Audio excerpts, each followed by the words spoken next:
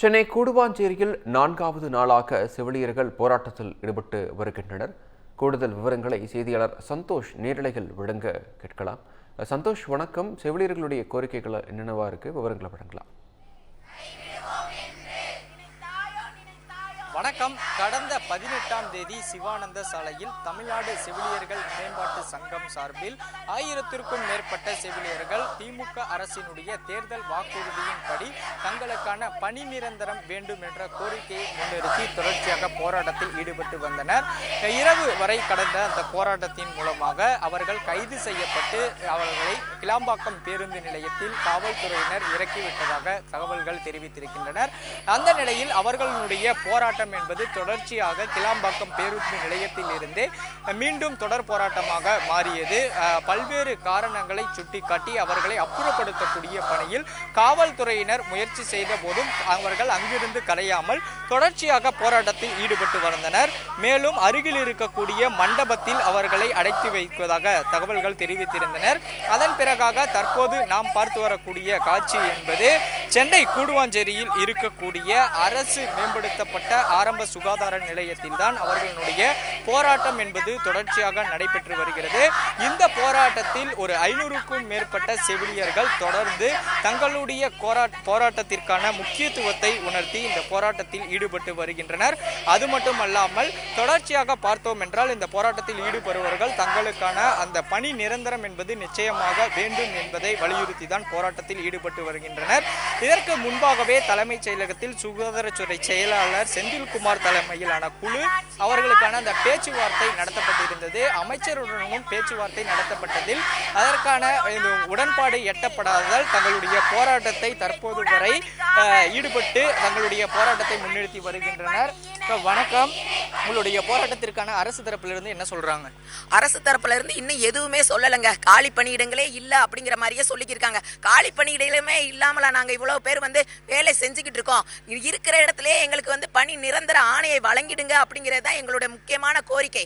அதாவது 2 வருடத்துல பணி நிரந்தரம் செய்வோம் அப்படின்னு சொல்லிட்டு தான் எங்களை அப்பாயின்மெண்ட் எடுத்தாங்க.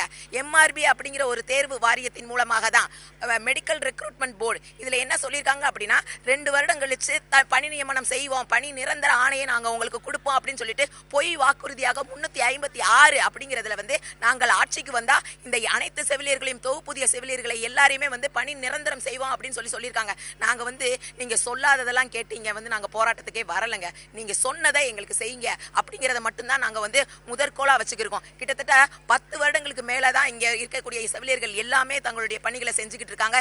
இப்ப வரையும் எந்த விதமான பாதிப்புமே நோயாளிகளுக்கு வராத பட்சத்துல தான் இது பொது சேவை அப்படிங்கிற எண்ணத்துல தான் நாங்க இவ்வளவு நாள் எங்களுடைய பணியை தொடர்ந்துகிட்டு இருக்கோம். ஆனால் இந்த அரசு நாங்க அமைதியாக அகிம்சை முறையில எங்க போராட்டத்தை அறிவிச்சு தொடர்ந்து 18ஆம் தேதி உண்ணாவிரத போராட்டமாக அறிவிச்சிருந்தோம். அதுல அரசு எங்களை கூப்பிட்டு எந்த விதமான ஒரு பேச்சுவார்த்தையிலையும் உடன்படாத ஒரு பேச்சுவார்த்தையை மட்டுமே அவங்க சொல்லியிருக்காங்க. அதாவது நீங்க சொல்லிட்டா நாங்க செஞ்சிடணுமா, நாங்க சொல்லிட்டா நாங்க உடனே செஞ்சிடணுமா, அது நாங்க சொல்லுவோம், அதுக்காக செய்யணும்ன்ற அவசியம் இருக்கா அப்படிங்கிற ஒரு கேள்விக்குறியா அங்க வைக்கிறாங்க. அதை தொடர்ந்து 7 மணிக்கு மேல எங்களை எல்லாரையுமே அரெஸ்ட் பண்ணி ஒரு மண்டபத்துக்கு கொண்டு போய் வைக்கிறாங்க. அதாவது இங்க இருக்கிற எல்லாருமே வெளி மாவட்டங்களை சேர்ந்த எல்லாருமே வந்திருக்காங்க. எல்லாருக்குமே சென்னை மாநிலங்கள் ரொம்ப பரிச்சய பத்த மாவட்டமும் கிடையாது. இங்க இருந்து ஒரு கல்யாண மண்டபத்துல போய் அடைக்கிறாங்க. எங்க கூட வந்திருக்க செவிலியர் கூட எல்லாருடைய குடும்பத்திலிருந்து பதறாங்க. எங்க இருக்கீங்க அப்படிங்கிற ஒரு அமைப்பை கூட வெளியில சொல்ல முடியாம அங்க இருந்து எல்லாமே தொலைபேசி தொடர்பு இருக்கக்கூடிய இடங்களையும் அது அமர்த்தப்படுது. சோ நாங்க எங்க இருக்கிறோம், எங்களுக்கு உயிருக்கு பாதுகாப்பான ஒரு இடத்துல தான் இருக்கிறோமா அப்படிங்கிற ஒரு அமைப்பே தெரியாம தான் எங்களுடைய செவிலியர்கள் என்னாலும் பரவாயில்ல, உயிரே போனாலும் எங்களுக்கு அடுத்து வரக்கூடிய செவிலியர்களுக்கு நியாயமான ஒரு பணி நிரந்தரம் கிடைக்கணும், எங்களுக்கு அடுத்து வர்றவங்களும் எங்களை நம்பி இருக்கணும் அப்படிங்கிறதுக்காக அந்த திருமண மண்டபத்துல அடைச்சு அடுத்த நாள் அதாவது கொண்டு போய் ஒரு பஸ் ஸ்டாண்ட்ல இறக்கி விடுறாங்க. அந்த பஸ் ஸ்டாண்ட் எங்க இருக்கு, என்ன இருக்கு, ஏது இருக்குன்னு எங்களுக்கு தெரியல. அந்த கிளாம்பாக்கம் அப்படிங்கிற ஒரு இடத்துல அங்க இறக்கி விட்டு அவங்க நினைச்சுக்கிட்டாங்க இறக்கி விட்டோன்னு நாங்க எல்லாருமே கலைஞ்சிருவோம் அப்படின்னு சொல்லிட்டு அங்க ஆரம்பிச்சோங்க. அதுதான் அவங்க பண்ண மிகப்பெரிய நல்லதுன்னு கூட நான் சொல்லுவேன். அங்க ஆரம்பிச்ச எங்களுடைய போராட்டமானது தொடர் போராட்டம். கடும் குளிர், கொசுக்கடி எல்லாத்தையும் மறந்து சாக்கடை அகிக்கடை எல்லா இடத்துலயும் இருந்து அங்க வச்சு அடக்குமுறையை ஆண்டாங்க. காவல்துறையினை ஏவி விட்டாங்க.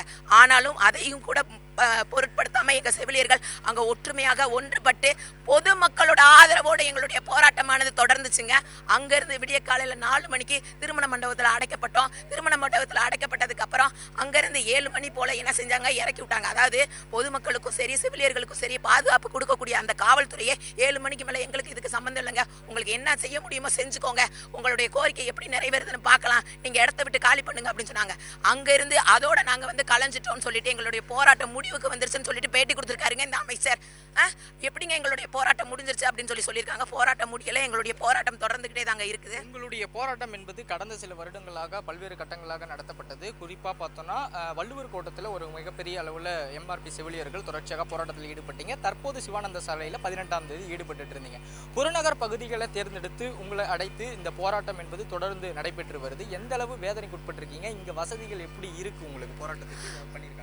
போராட்டம் அப்படின்னு சொல்லிட்டு வரும்போதே எங்களுக்கு வந்து எந்த விதமான ஒரு பாதுகாப்பு கிடைக்கும் அப்படிங்கிறது வந்து தெரியாத ஒரு பட்சத்துல தாங்க நாங்க வந்தோம். ஆனா பொதுமக்களோட ஆதரவு வந்து எங்களுக்கு எல்லாமே இருந்துகிட்டு தான் இருக்குது. ஆனா ஒவ்வொரு இடத்துலையுமே வந்து எங்களுக்கு வந்து சரியான ஒரு தூக்கமோ ஒரு அதுக்கான அமைப்போ இல்லாத பட்சத்துல பிற இடங்கள்ல வரக்கூடிய பிற துறைகளும் சரி, எங்களுடைய சங்கத்தை சார்ந்தவங்களும் சரி, அரசு ஊழியர் சங்கமும் சரி எங்களுக்கு மிகப்பெரிய ஆதரவு அளிச்சு எங்களுக்கு பாதுகாப்பு கொடுக்கணும் அப்படின்னு சொல்லிட்டு. ஆனா பெண்களாகிய நாங்களும் எங்களுடைய எல்லா உபாதைகளுக்கும் மத்தியில தாங்க இந்த போராட்டத்தை தொடர்ந்துகிட்டு இருக்கோம். ஆனா போராட்டம் தொடருங்க, எப்பயுமே இதை கைவிட போறதும் கிடையாது. இன்று 4வது நாளாக அரசு செவிலியர்களாக இருக்கக்கூடிய நாங்க அரசு செவிலியர் தான் அப்படிங்கிற அதாவது பணி நிரந்தர ஆணையை வாங்காம இங்கிருந்து கிளம்ப போறது இல்லை அப்படிங்கிறத தெரிவிச்சுக்கிறேங்க.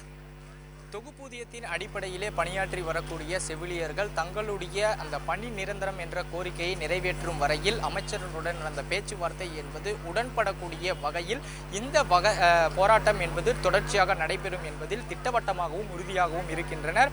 உடனடியாக சுகாதாரத்துறை அமைச்சர் மா சுப்பிரமணியன் மற்றும் அதே போல மருத்துவத்துறையினுடைய செயலாளராக இருக்கக்கூடிய செந்தில்நாதன் இதற்கான ஒரு பிரச்சனைக்கான தீர்வு எட்டப்பட்டு உடனடியாக இவர்களுக்கான பணி நிரந்தரம் என்பது செய்து தர வேண்டும் என்பதே இவர்களுடைய ஒற்றை கோரிக்கையாகவும் இருந்து வருகிறது. விவரங்களை வழங்கியமைக்கு நன்றி சந்தோஷ்.